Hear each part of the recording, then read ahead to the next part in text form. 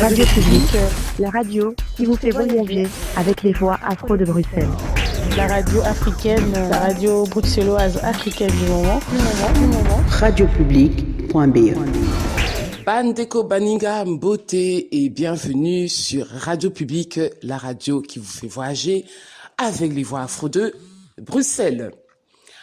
Aujourd'hui, Radio Publique donc vous présente l'émission Parlons Guérison avec votre fidèle Mama Congo qui est toujours très ravie de vous recevoir. Radiopublique.be. Aujourd'hui, Léo, je reçois notre Ndeko Maluka.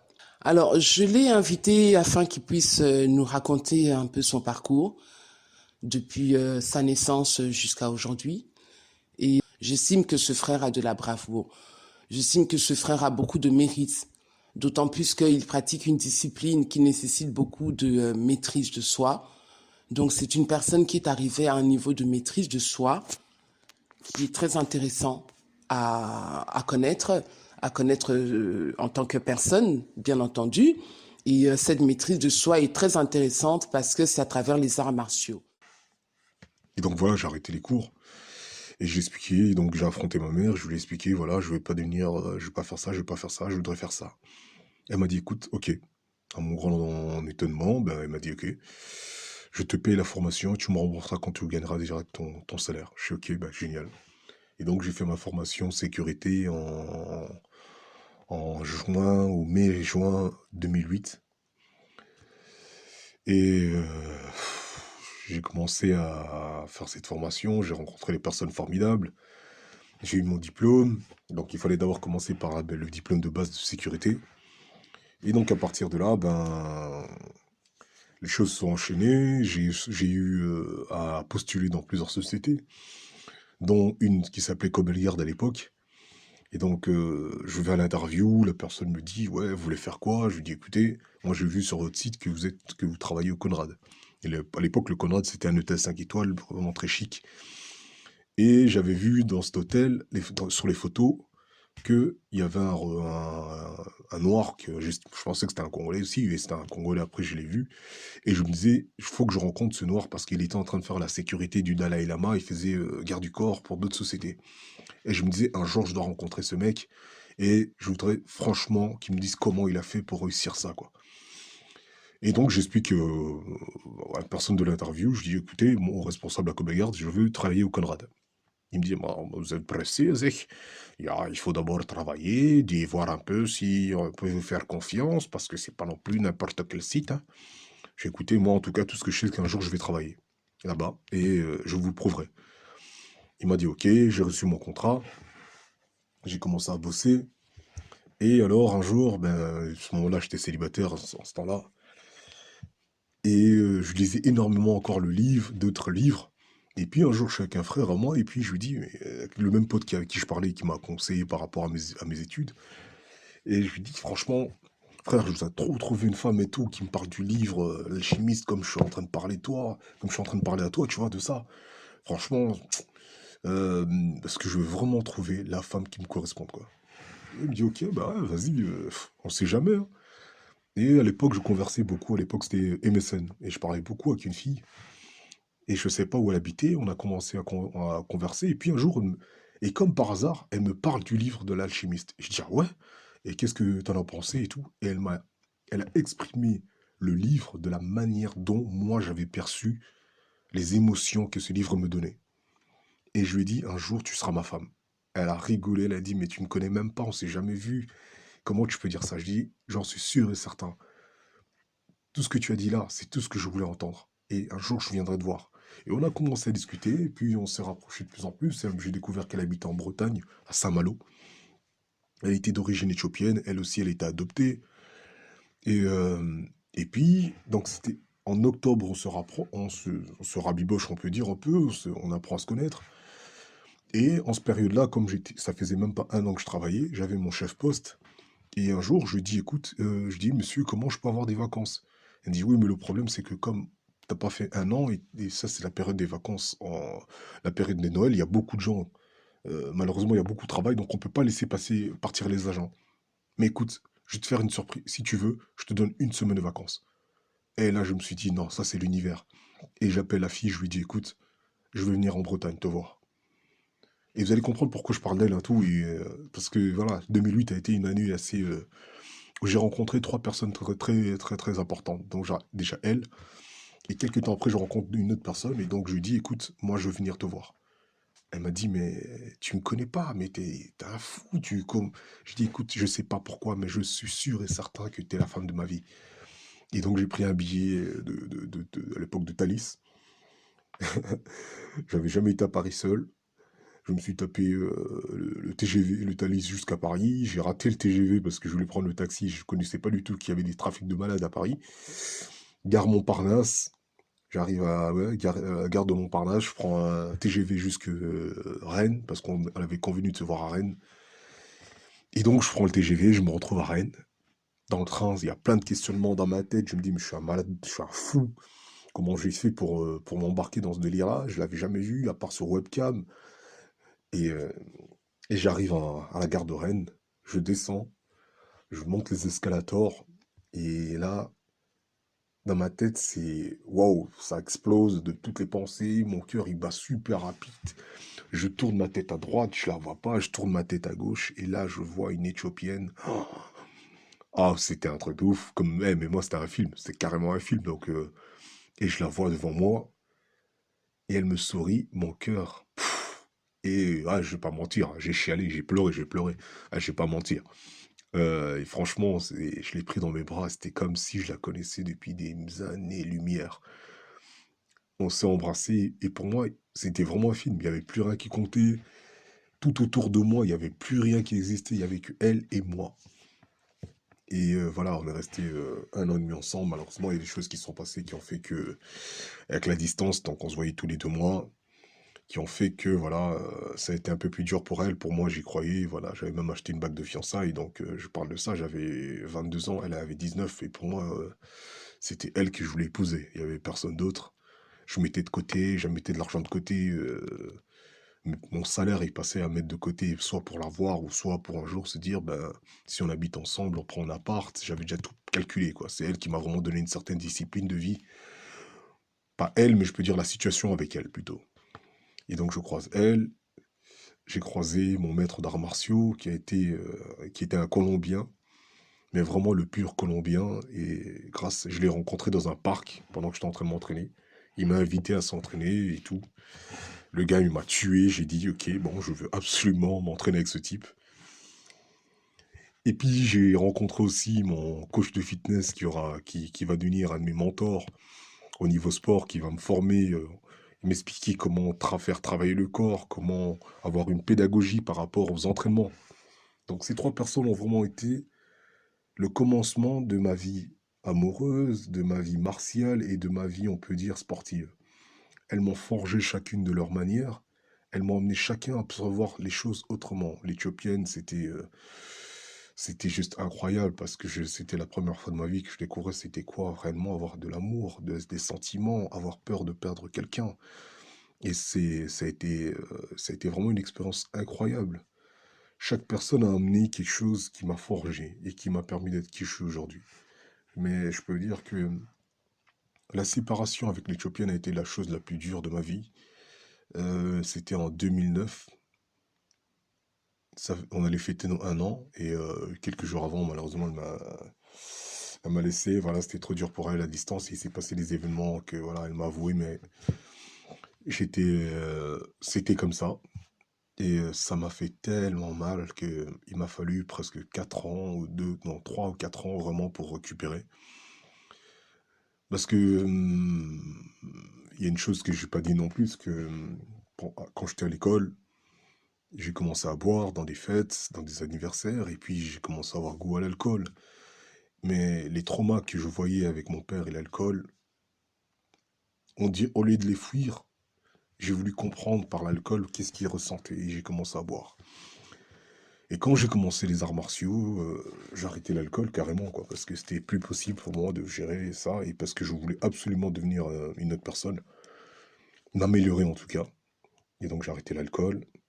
Et le jour où elle m'a quitté, ben, je me suis retrouvé dans un parc en train de boire pas boire, mais j'ai sorti une canette et j'ai pas honte de le dire, hein, j'ai sorti une canette et tout, j'ai voulu boire et j'ai demandé, ben, j'ai fait une prière. À l'époque, j'étais ni chrétien, mais je peux dire que voilà, j'étais en pleine recherche, on peut aussi dire religieuse ou spirituelle. Et j'ai dit, mais Dieu, pourquoi tu m'as fait ça? Pourquoi tu m'as pris cette fille? Et il y a juste une voix, mais je vous jure, une voix qui m'a dit, un jour tu comprendras pourquoi. Et j'ai pas touché cet alcool. Et qu'est-ce que j'ai fait? J'ai dit, ben, je veux m'entraîner encore plus et je vais me donner à fond. Je me suis entraîné, je me suis entraîné, je me suis entraîné. Et en 2009, ben, il est arrivé une chose aussi incroyable. Ben, ça faisait même pas un an que j'étais dans cette société, dans Cobelgarde, en sécurité. On m'appelle un jour pour me dire, écoute, ben, on a décidé de te faire travailler à l'hôtel Conrad. J'ai dit, ah ouais. Et donc, j'ai commencé l'hôtel Conrad on m'a dit juste pour une soirée, à l'époque du Nouvel An. C'était le 31, je me souviens, le 31 entre 2008 et 2009. Malheureusement, l'événement est annulé, mais comme je bossais super bien, je me donnais à fond, j'avais pas de voiture à l'époque, je me tapais des magasins au fin fond de Waterloo, ou je ne sais pas où. J'acceptais toujours tout. Ils m'ont dit, alors, on te donne une promotion, comme tu as toujours voulu aller au Conrad, ben, on va te donner le poste. Mais tu dois rencontrer Richard, qui est le responsable. Et donc, on me dit, ouais, c'est un noir, un costaud, tu vas le voir et tout. Ok, je m'habille bien. Ce jour-là, je m'en souviens. J'étais en ce moment-là avec mon ex de France et tout. Je lui dis, écoute, mais, voilà, je vais pouvoir bosser au Conrad. C'est un rêve qui se réalise. C'est la première étape. Mais c'est pas ce que je veux encore. Mais ce que je voulais déjà la première fois, c'est ça. Je l'ai eu. Et donc, ce jour-là, je vois Conrad et tout. Je suis là. Je demande, oui, je dois voir monsieur Richard. On me dit, ok, il arrive. On l'appelle. Donc moi, je suis à l'entrée, j'ai la tête vers la rue, je regarde un peu, et quelqu'un me dit, ben il est là. Et donc je me retourne, et qui je vois? C'est le frère congolais, le noir que j'avais vu un an avant, que je lui disais, un jour, il faut que je rencontre ce gars. Et bim, on se voit, et on commence à parler. Et il m'écoute, j'avais 22 ans à l'époque, j'étais le plus jeune de l'équipe, j'avais aucune expérience, et il m'écoute, et je lui parle de livres, tout. Et il me dit, tu me ressembles beaucoup, je vais te prendre. Et de là, à partir de là, j'ai bossé pendant 4 ans. Et Richard est devenu un mentor. Il est devenu mon grand frère, on peut dire. C'est lui qui m'a permis d'avoir ma salle d'arts martiaux à l'époque. Quand j'ai commencé à donner cours aux jeunes à Bruxelles. Et donc voilà. Et donc 2008-2009, ça a été une expérience incroyable. Rencontre, séparation, perte. Je tombe dans une certaine dépression parce que j'étais dans une dépression, mais tu n'en parles à personne. Carrément parce que tu veux pas être le faible, tu ne veux pas parce qu'on t'a pas habitué à parler de tes émotions. Mais les arts martiaux vont devenir un échappatoire pour moi au lieu de l'alcool. Ben, je m'échappe par les arts martiaux, donc je m'entraîne, je m'entraîne, je m'entraîne.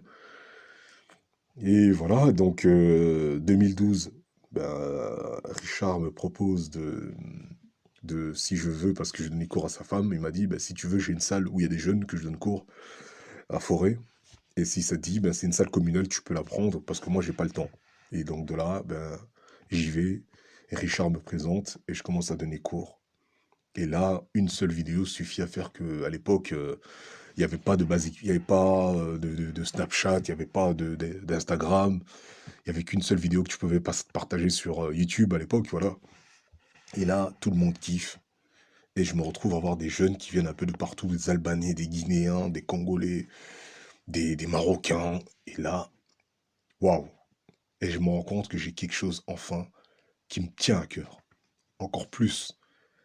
Et je dédie tout mon temps à ça. Je fais des rencontres formidables. Et voilà, je me développe intérieurement aussi avec ces jeunes qui me font confiance. J'étais pas tout aussi plus vieux qu'eux. La majorité avait 16, 17, 18 ans. Moi, j'avais déjà quoi, 24, 25 ans. 24 ans même, 22, 20, 23, 24 et tout. Ils me font confiance et donc je me donne à fond. Et donc le club, c'était le Bushido Dragon Club. Bushido Dragon Club. Et là, voilà, je me retrouve avec des centaines de jeunes qui passent dans ce club pendant 5-6 ans. Ils m'ont aidé à grandir. Il y a eu aussi beaucoup de déceptions, beaucoup de trahisons, beaucoup de séparations là aussi. J'ai dû faire face à plein de choses. Niveau sentimental, c'était pas ça. mais voilà, tu apprends, tu fais des conneries, tu apprends, on te trahit, tu développes une certaine capacité à avoir de l'empathie parce que tu te mets à la place des autres aussi, tu commences à comprendre pourquoi telle faute, ça te coûte ça, tu commences à comprendre aussi comment marche on peut dire comment je peux dire ça, le mental de certaines personnes quand vous êtes en groupe et quand vous voulez tous être des mâles alpha, comme on dit, vous voulez gérer une meute. Tu comprends tous ces systèmes psychologiques de la psyché et spirituellement, je commence aussi à me développer. Je passe de christianisme au bouddhisme, non, plutôt à l'islam. Je reste 2 ans musulman, de 2010 à 2012. Et de là, je découvre le panafricanisme, ou plutôt le kémétisme par un rêve. Je fais un rêve, on me dit de trouver un livre. Le lendemain, il y a un livre qui apparaît dans mes suggestions, je le lis, qui parle d'Égypte antique et de Kémet. Et c'est à partir de là que je commence à découvrir l'univers du kémétisme, tout ce qui est kamite. Et donc à partir de là, le panafricanisme. Mais ça a vraiment été par un songe et on peut dire que j'ai découvert ça. Et donc à partir de là, ben, tout s'enchaîne spirituellement. Je commence à comprendre. Et là, je me surnomme, et alors je prends le nom de Murphy Kamit Bantou. Murphy pour le côté où j'étais très fan d'Eddie Murphy. Le Kamit pour l'idéologie qui était derrière moi. Et le Bantou pour mes origines. Pour mes origines. Donc Bantou, peuple Bantou. Et donc à partir de là, j'écris un peu des choses sur Facebook. Et au fur et à mesure, des gens partagent et ça grandit. Tu commences à avoir des gens qui te suivent, tu commences à échanger avec des gens, tu as des positions, tu as tes propres idées qui ne peuvent pas plaire à tout le monde. Mais voilà, tu dis tes choses sans avoir te donner une image. Et donc voilà, je grandis un peu par rapport à ça. Et puis, beaucoup de séparation. La séparation a toujours fait partie de mon quotidien. Mais en même temps, chaque fois que je me séparais de quelque chose ou de quelqu'un, une autre chose arrivait. Et alors, en 2016, il y a une chose qui va complètement bouleverser ma vie, c'est mon premier voyage en Indonésie, mon premier stage en Indonésie. Je me retrouve tout seul à prendre un billet d'avion, je me retrouve dans l'avion, j'arrive à Jakarta, et waouh, choqué, truc de fou, je me dis, mais qu'est-ce que je fous là, quoi? J'étais le seul noir, je me retrouve à aller à 5 heures de bus de Jakarta à Bandung, qui est chef province, on peut dire, chef-lieu de la province de Java Ouest. Et je pars dans les montagnes m'entraîner avec 2 maîtres, dont un d'Éden, qui va devenir mon gourou, on peut dire, dans les arts martiaux, martialement et spirituellement. Je retourne en 2017, et là, c'est le voyage qui va vraiment me permettre de m'ouvrir spirituellement. Et je vois les similarités entre notre culture africaine, je peux dire vraiment bantou, et la culture indonésienne. Et là, je suis subjugué par leur spiritualité, malgré qu'il y a l'islam, ils sont très forts dans leur culture, dans la tradition spirituelle de leurs ancêtres, avec un mélange d'islam. Et donc à partir de là, voilà, je me découvre intérieurement. Et j'ai compris en fait la phrase de, qui voulait que quand je vous disais dans le parc, quand cette voix m'a dit un jour tu comprendras. En fait, si ma mère n'était pas arrivée, n'avait pas rencontré mon père, donc ma belle-mère, je ne serais pas là. Si mon père n'était pas mort en 2002, je ne serais pas là. Si j'avais pas rencontré la française et qu'on ne serait pas séparés, je ne serais pas là. Si toutes ces personnes avec qui j'ai eu du temps à passer, que j'ai passé du temps avec, je ne les avais pas quittés, ou elles ne m'avaient pas quitté, ou d'autres ne m'avaient pas trahi, je ne serais pas là.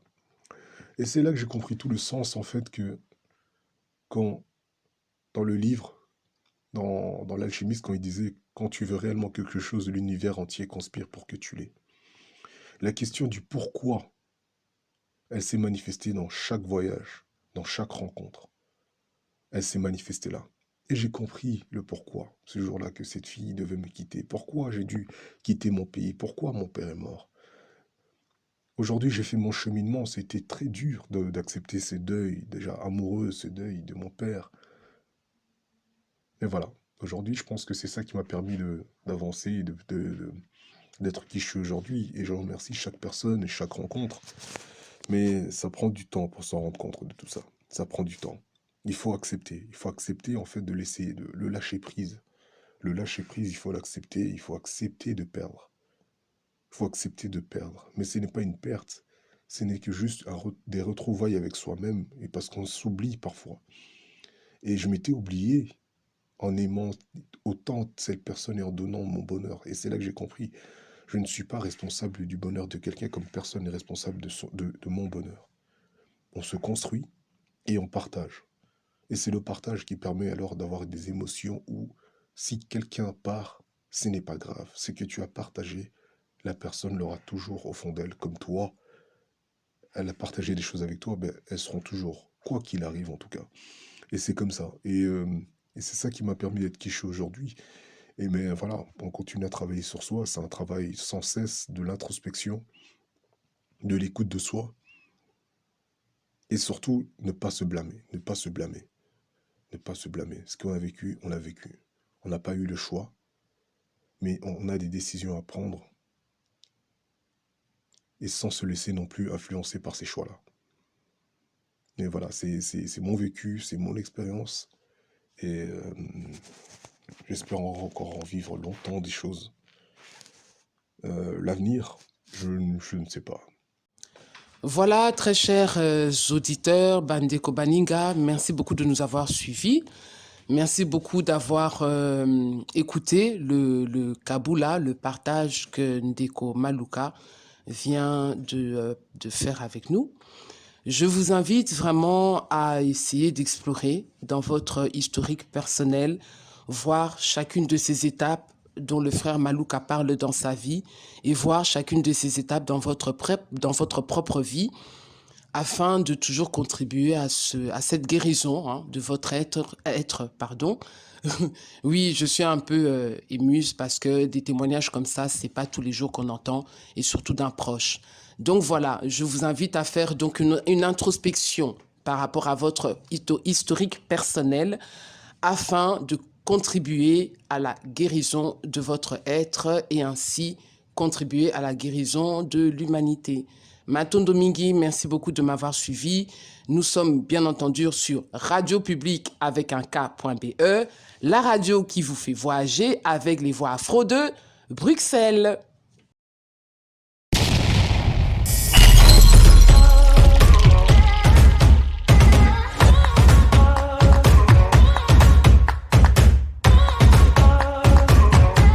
Monica Le micro, musicienne et... Avec Aline Ocas pour ceux qui connaissent et pour ceux qui ne connaissent pas. On a vite compris.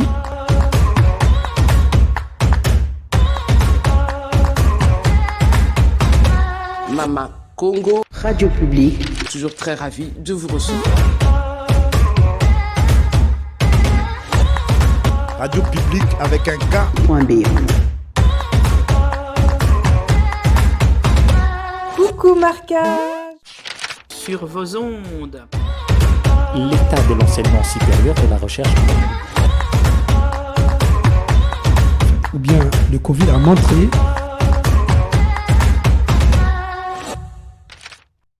Ah là là. Bonjour ma belle. Nalobi, hein? Bonjour ma belle. Ma belle. Boniko, yango ma belle oyo komaka ya bino nyonso. Monsieur, mais pourquoi vous vous moquez de ma belle et de madame?